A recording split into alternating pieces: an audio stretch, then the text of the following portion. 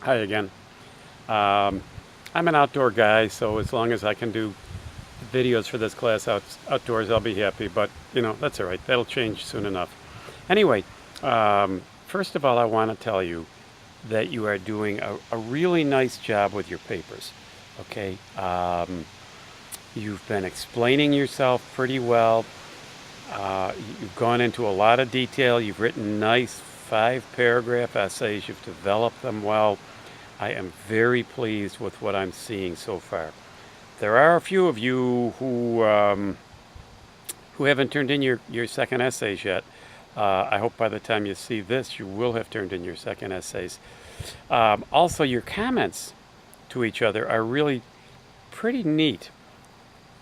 I told you in the beginning that a big part of what we want to do in this class is to increase your enjoyment of literature. And it seems to me from your comments to each other that that's what's happening, because so many of you have said something to people regarding their essays about how they hadn't looked at things in that light before. And then the interesting thing is, those of you to whom they're directing a comment in the first place are responding to their comments too. So, that really makes it fun for me, to be honest with you. Yeah, it gives me more comments to read, but that's okay. I enjoy this so tremendously that I certainly don't mind reading more comments. I want you to know, though, that you're doing a really, really good job. Okay, so I am very pleased with where you are at this point in the course. Moving forward, we want to talk this week about character development. Last week we talked about plot, and I did mention in there that a part of plot development is character development, in a sense that a part of a way a plot is developed is how the characters react, how the characters behave, how the characters develop. Okay? What do I mean by character development? To sum it up simply, because I'll give you a little bit more information as I go on here, but simply put, character development means the way that an author shows a character either really staying the same person that she is, or changing, becoming something different. Okay? So, character development is an important part of short story. Now, in a novel, a character has a whole novel an author has a whole novel to develop characters. And I'm sure all of you have read novels where characters really do change over the course of the novel.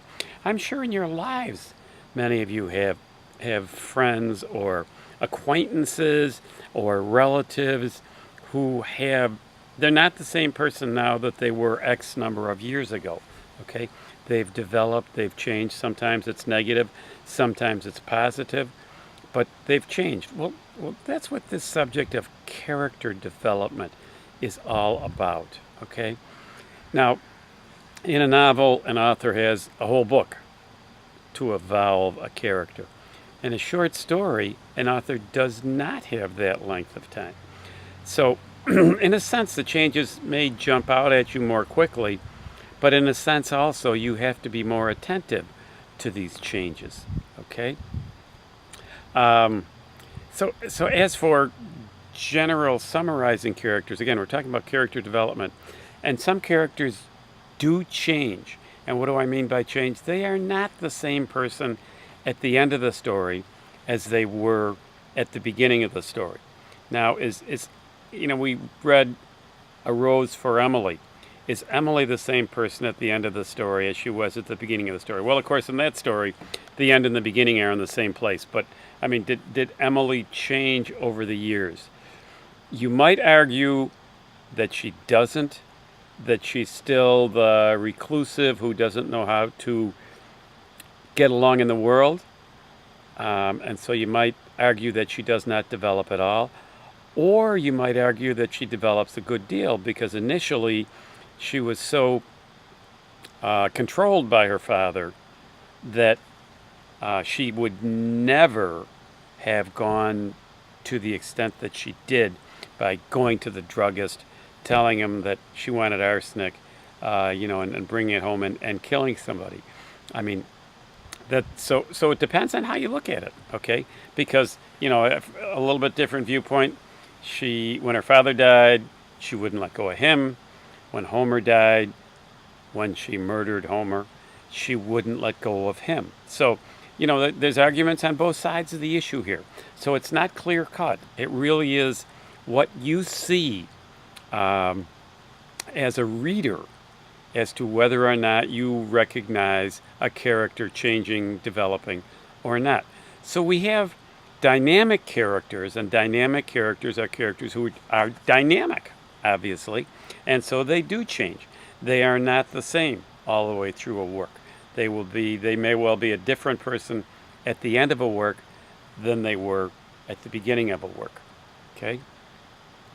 And then we have characters that are static characters. Static means to stop, to stand still. And we see characters that are just plain static. They never change. Okay? There are different kinds of static characters, and I spelled that out in the lesson this week for you so that you can understand that you can be a really shallow, static character. You can be somebody that, in a sense, only has one kind of thing about themselves. Okay? For instance, and I think I put this in the lesson, but I'm not positive, because I wrote it last night, and writing lessons on Friday nights, who remembers what they write? But anyway, you may have had a building principal or a teacher who really intimidated you. You were just afraid of that person all of the time, and that person never let up. They stayed the same person all through the course of the year, and you've never seen them in any venue but in the classroom or in the school where they were playing teacher or playing principal. And so from your perspective, that person only has one side, which could be very strong and maybe very miserable, or overbearing or something. You may have teachers that basically never smiled. That could be. So that's kind of the flattest of characters, and actually that's referred to as a caricature.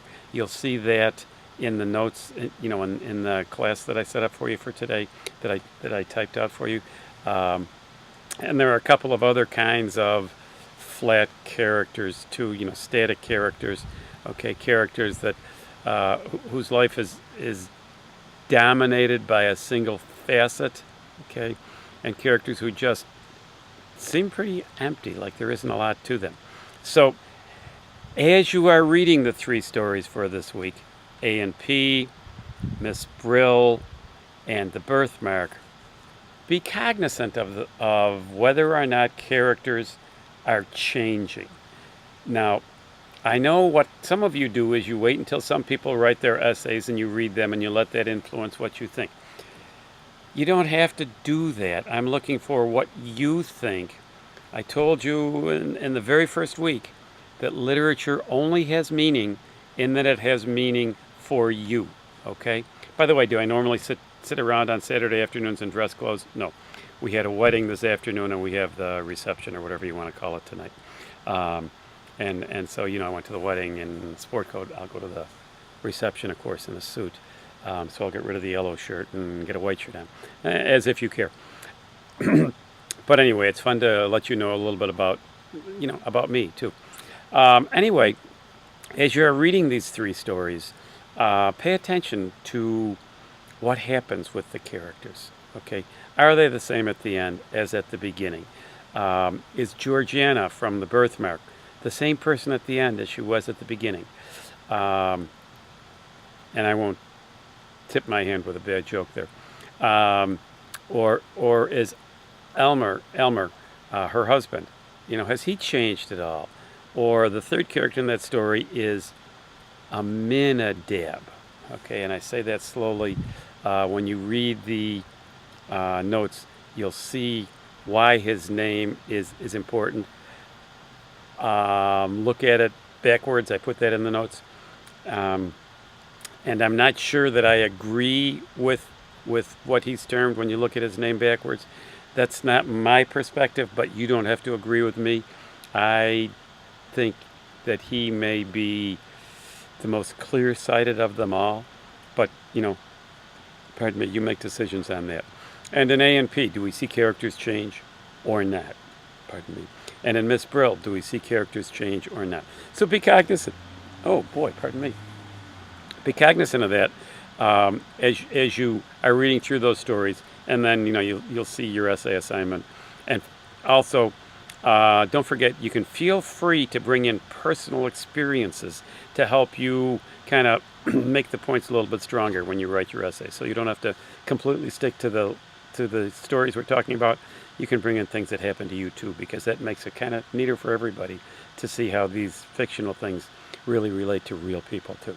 Have a good week. Okay, take care, and you know where to get me.